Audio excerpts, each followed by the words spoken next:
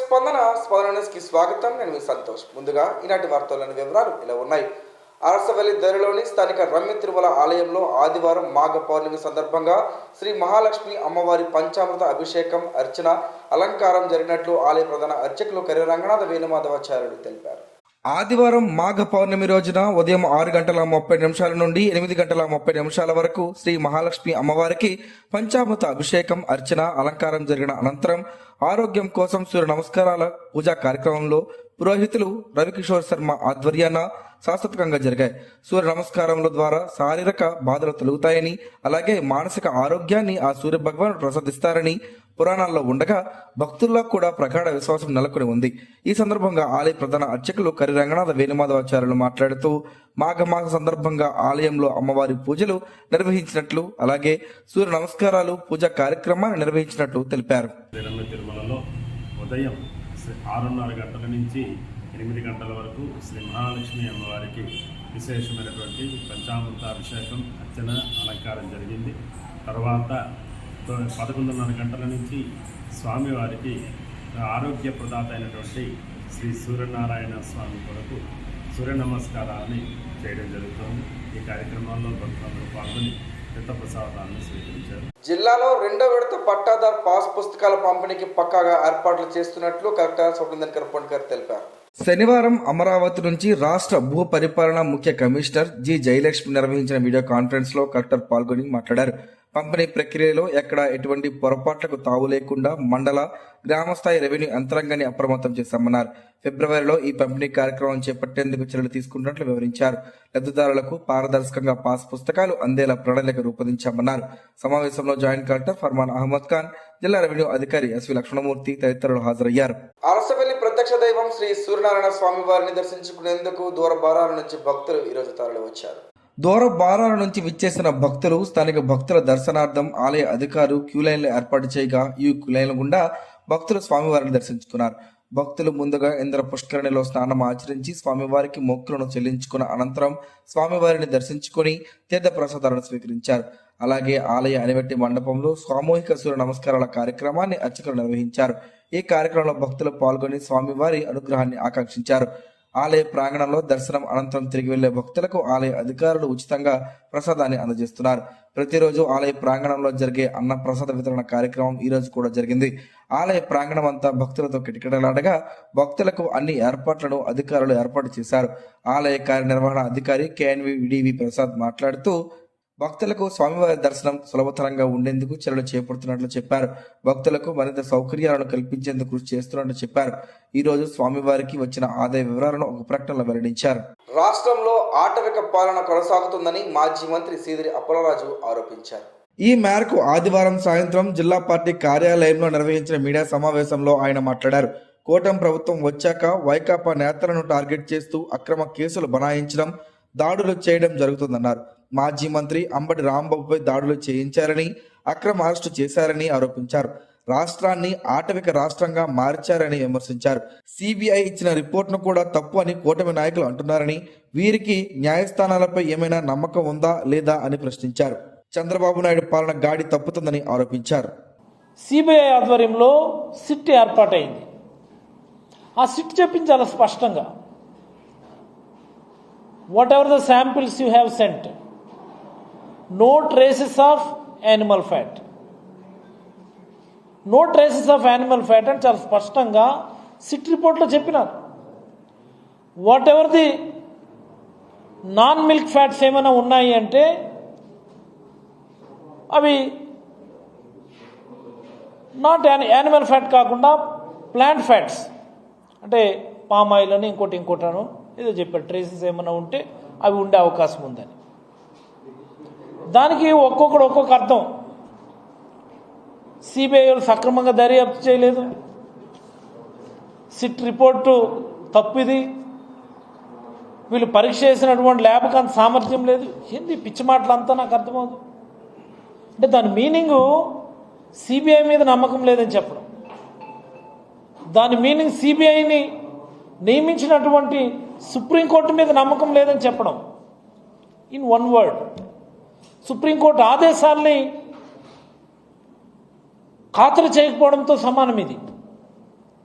అంటే సుప్రీంకోర్టు ఆదేశాలు కూడా మీరు ఖాతరు చేయకుండా మరి ఏం దర్యాప్తు సంస్థలు కావాలి మీకు? ఈ అమెరికా దర్యాప్తు సంస్థలు ఏవో రావాలేమి ఇక్కడికి, ఈ FBI లాంటివి.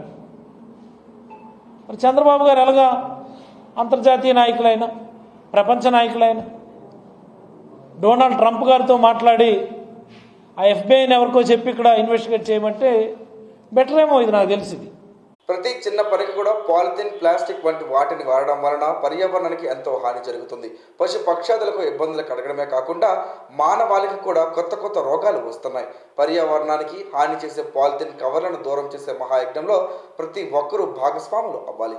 మానవాళికి పెను ప్రమాదంగా తన ఉనికిని చాటుకుంటున్న పాలిథిన్, ప్లాస్టిక్ వంటి ఉత్పత్తులు వాటి రూపాలను ఎప్పటికప్పుడు దర్శనమిస్తూనే ఉంది.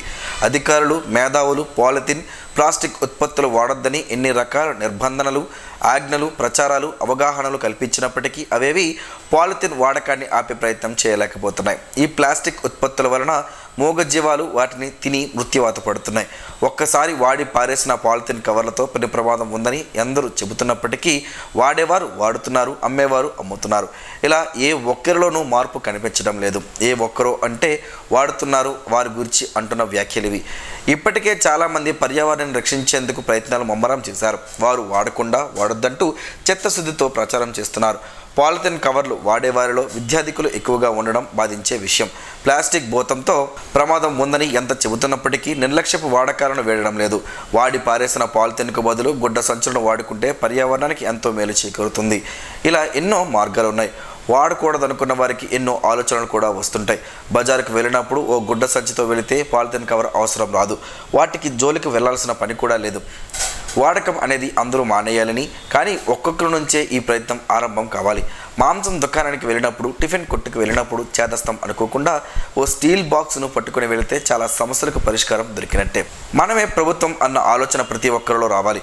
చెరువుల్లో పాలిథిన్, నదుల్లో, సముద్రంలో కూడా ప్లాస్టిక్ భూతం తన హవాను కొనసాగిస్తుంటే ఎంతో మేధావి అనుకుంటున్న మానవుడు ప్లాస్టిక్ వాడకాన్ని ఆపలేని బానిసగా తయారయ్యాడు. ఈ బానిస వలన సమస్త జీవరాశులకు కూడా ఇబ్బందులు కలగమనవు. అందుకే ఆలోచన చేయగలిగిన మనిషి ఒక్కసారి ఆలోచన చేసి ఈ ప్లాస్టిక్ కవర్ల వాడకాన్ని ఆపేద్దామంటూ ప్రతినబుడదాం. ఎక్కడో తయారైతే ఇక్కడికి వస్తున్నాయి. మనం వాడడం మానేస్తే తయారీ దానంతటా అది ఆగిపోతుంది. మనకు కావాల్సిన ప్రకృతికి అనుకూలమైన విధానాలను పారిశ్రామికవేత్తలు, మేధావులు తయారు చేయడం ఆరంభిస్తారు. మనం చేయాల్సిందల్లా ఈ ప్లాస్టిక్ భూతాన్ని తరిమి కొట్టేలా ఓ చిన్న ప్రయత్నంతో పాటు ప్రచారం రెండూ చేస్తూ మన బాధ్యతగా ముందుగా మనమే మానేద్దామని ప్రతిజ్ఞ చేయాల్సిన అత్యవసరం ఇప్పుడు అందరి ముందు ఉంది. ఏది ఏమైనప్పటికీ ప్రభుత్వం సింగిల్ యూజ్ ప్లాస్టిక్పై, వాటి ఉత్పత్తి కేంద్రాలపై కూడా నిషేధం చేయడం శుభపరిణామమైనప్పటికీ ఇంకా విచ్చలవిడిగా పాలిథిన్ కవర్లు కనబడడం బాధాకరం. ప్రజా ఫిర్యాదుల నమోదు మరియు పరిష్కార వేదిక జిల్లా పరిషత్ సమావేశ మందిరంలో సోమవారం ఉదయం 10 గంటల నుండి జడ్పీ సమావేశ మందిరంలో నిర్వహించబడుతుందని జిల్లా కలెక్టర్ సోమనాథ్ కృపణకర్ ఒక ప్రకటనలో ఆదివారం తెలిపారు. అర్జీదారులు వారి అర్జీలు నమోదు చేసుకోవడానికి meekosom.ap.gov.in వెబ్సైట్లో వారి అర్జీలు నమోదు చేసుకోవచ్చునని ఆ ప్రకటనలో పేర్కొన్నారు. అర్జీదారుల అర్జీల నమోదైన అర్జీల గురించి, వాటి స్థితి, దానికి సంబంధించి సమాచారం గురించి తెలుసుకోవాలనుకుంటే 1100కి నేరుగా కాల్ చేయవచ్చని సూచించారు. అర్జీదారులు గమనించి నేడు నిర్వహించే ప్రజా ఫిర్యాదుల నమోదు పరిష్కార వేదికను సద్వినియోగం చేసుకోవాలని కోరారు. కలెక్టరేట్ ధరలో గల శ్రీ సంతోషి మాత ఆలయంలో మాఘ పౌర్ణమి సందర్భంగా ఆదివారం ఉదయం అమ్మవారికి ఆలయ ప్రధాన అర్చకులు కిరణ్ కుమార్ శర్మ ప్రత్యేక పూజలు నిర్వహించారు.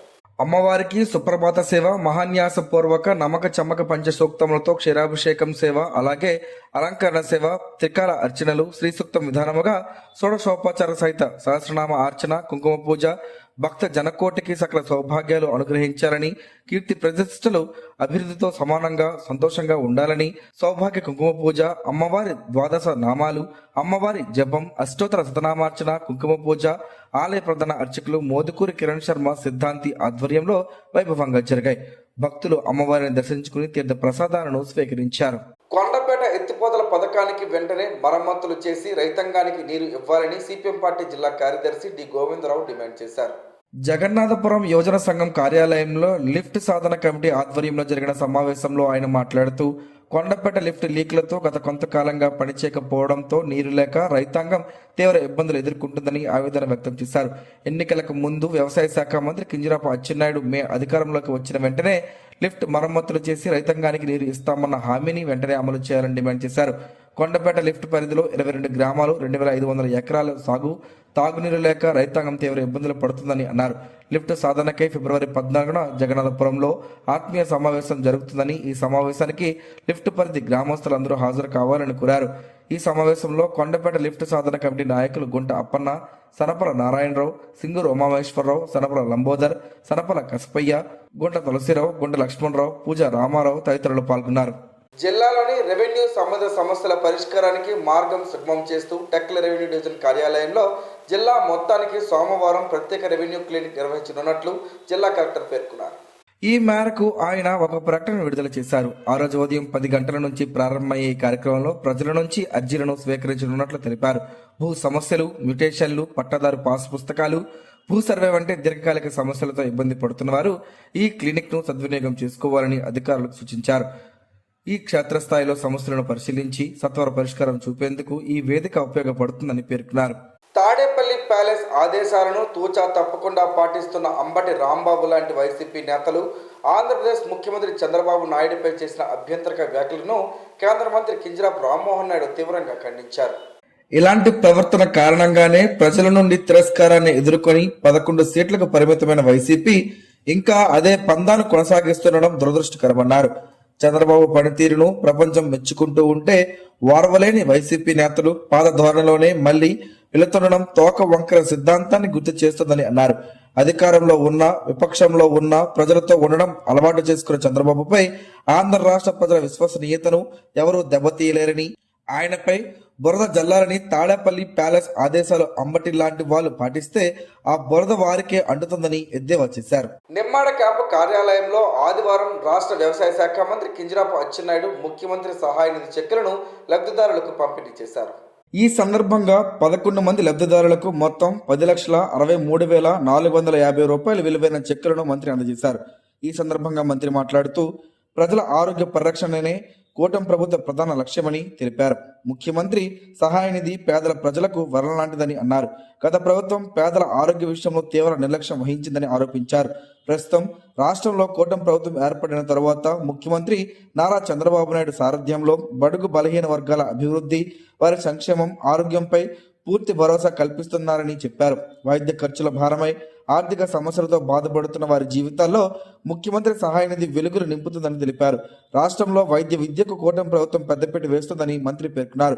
ఈ కార్యక్రమంలో కింజరాపు హరివరప్రసాద్తో పాటు 4 మండలాల నాయకులు పాల్గొన్నారు. ఈ సందర్భంగా లబ్ధిదారులు ముఖ్యమంత్రి చంద్రబాబు నాయుడుకు, రాష్ట్ర మంత్రి కింజరాపు అచ్చెన్నాయుడుకు కృతజ్ఞతలు తెలియజేశారు. గుంటూరు శివార్లోని గోరంట్లలో మాజీ మంత్రి అంబటి రాయుడుపై జరిగిన దాడిని మాజీ ఉప ముఖ్యమంత్రి వైఎస్ఆర్సీపీ శ్రీకాకుళం జిల్లా అధ్యక్షుడు ధర్మాన కృష్ణదాస్ తీవ్రంగా ఖండించారు. రాష్ట్రంలో కూటమి ప్రభుత్వం అధికారంలోకి వచ్చిన నాటి నుంచి విపక్ష నేతలే లక్ష్యంగా దాడులు పెరుగుతున్నాయని ఆయన ఆందోళన వ్యక్తం చేశారు.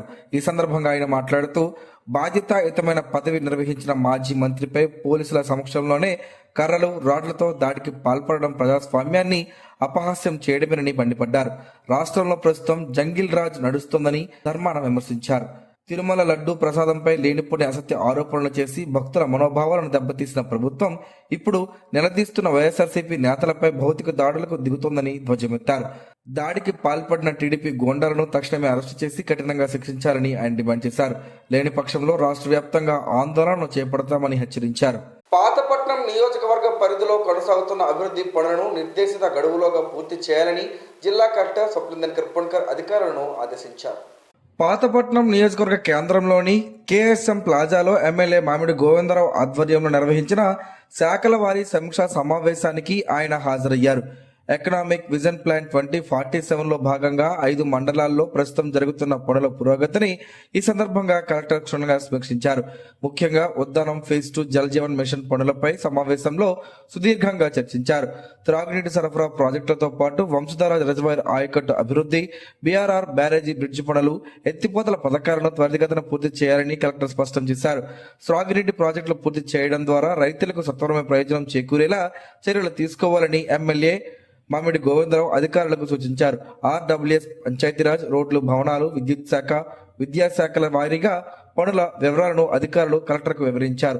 కార్యక్రమంలో ZP CEO D Satyanarayana, RDO Krishnamurthy, వివిధ శాఖల జిల్లా, మండల స్థాయి అధికారులు పాల్గొన్నారు. రోడ్డు భద్రత అనేది కేవలం ఒక నెలకే పరిమితం కాకుండా సంవత్సరం అంతా పాటించాల్సిన సామూహిక బాధ్యత అని జిల్లా కలెక్టర్ సౌందర్య పొన్కర్ పేర్కొన్నారు.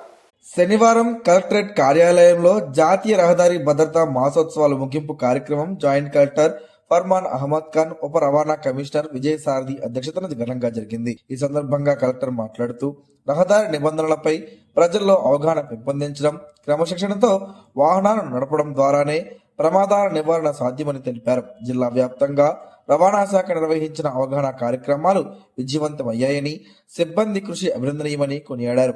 మాసోత్సవాల సందర్భంగా నిర్వహించిన వ్యాసరచన పోటీల్లో పెద్దపాడు డాక్టర్ బిఆర్ అంబేద్కర్ గురుకులం విద్యార్థినులు ప్రతిభ చాటారు. పరిసరాల పరిశుభ్రత, పర్యావరణ పరిరక్షణతోనే మానవాళికి ఆరోగ్యం సిద్ధిస్తుందని ఇండియన్ రెడ్ క్రాస్ సొసైటీ జిల్లా చైర్మన్ పి జగన్మోహన్ రావు అన్నారు.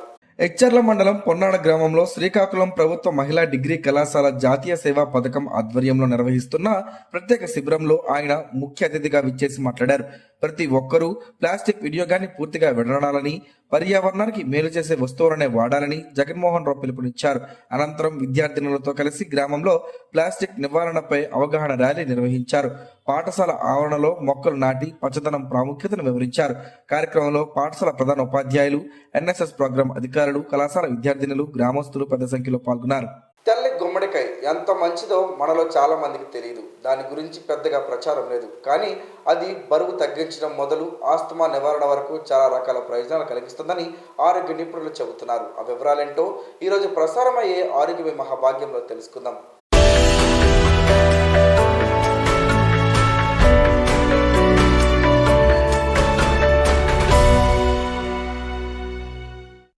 గుమ్మడికాయ అనగానే మనం చీప్ గా చూస్తాం. బూడిద గుమ్మడిని దిష్టికి వాడతారు కాబట్టి ఆటోమేటిక్ గా పంప్కిన్ అనగానే మనలో నెగటివ్ ఒపీనియన్ వచ్చేస్తుంది. తెల్ల గుమ్మడికాయలు అందంగా ఉండడమే కాదు, ఆరోగ్యాన్ని కాపాడతాయి.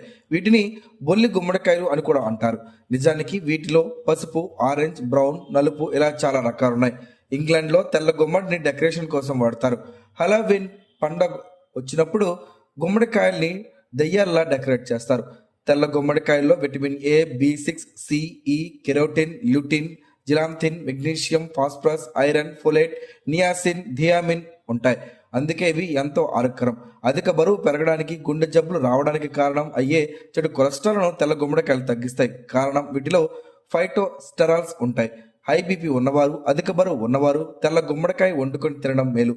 మనకు టెన్షన్, ఒత్తిడి తగ్గాలంటే ట్రిప్టోఫాన్ అనే అమైనో యాసిడ్ అవసరం. దీన్ని శరీరం ఉత్పత్తి చేయలేదు, కానీ తెల్ల గుమ్మడిలో ఇది ఉంటుంది. కాబట్టి టెన్షన్ పడేవారు తెల్ల గుమ్మడి వాడటం మేలు. విటమిన్ ఈ, లుటెయిన్, జిలాంథిన్ అనే యాంటీ ఆక్సిడెంట్లు తెల్ల గుమ్మడికాయలో ఉంటాయి. ఇవి కళ్ళను అన్ని రకాలుగా కాపాడగలవు. క్యాటరాక్ట్ సమస్య తొలగించగలవు. కంటి చూపు మెరుగుపడుతుంది. కీళ్ళ నొప్పులు ఉండేవారు తెల్ల గుమ్మడికాయని వండుకొని తినాలి. ఇది కీళ్ళ నొప్పులను బాగా తగ్గిస్తుంది. గుమ్మడికాయ గింజలు కూడా తినాలి, అవి కూడా బాగా పనిచేస్తాయి. ఇది జీర్ణక్రియ వ్యవస్థను సరిచేస్తాయి. పొట్టలో గ్యాస్ పోతుంది, అల్సర్లు తగ్గుతాయి, అజీర్తి పోతుంది. పోస్టేట్ క్యాన్సర్ను తగ్గించడంలో గుమ్మడికాయ గింజలు బాగా పనిచేస్తాయి. తెల్ల గుమ్మడి గింజల్లో ఉండే కెరటోనాయిడ్స్, జింక్, పోస్టేట్ క్యాన్సర్ను అడ్డుకుంటాయని పరిశోధనలో తేలింది. తెల్ల గుమ్మడికాయ జ్యూస్ తాగితే రకరకాల పోషకాలు అంది వ్యాధి నిరోధక శక్తి పెరుగుతుంది. తెల్ల రక్త కణాల సంఖ్య పెరుగుతుంది. ఇన్ఫెక్షన్లు రావు. తెల్ల గుమ్మడిని వాడే ముందు వైద్యులను సంప్రదిస్తే శరీర తత్వాన్ని బట్టి వారు వైద్యాన్ని అందిస్తారు.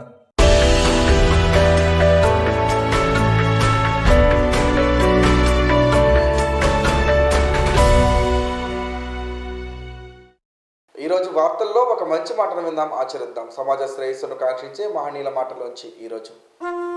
జీవనం గమనం గమ్యం. ఋషి చింతన. ప్రారంభం కంటే ముగింపు చాలా కష్టం. ప్రారంభం తపనతో మొదలగును, ముగింపు త్యాగంతో ముగించాలి. ఆకలికి ఉపశమనమే లేదు, అనుభూతికి ఉనికే లేదు. ఓం శ్రీ గాయత్ర్యై నమః.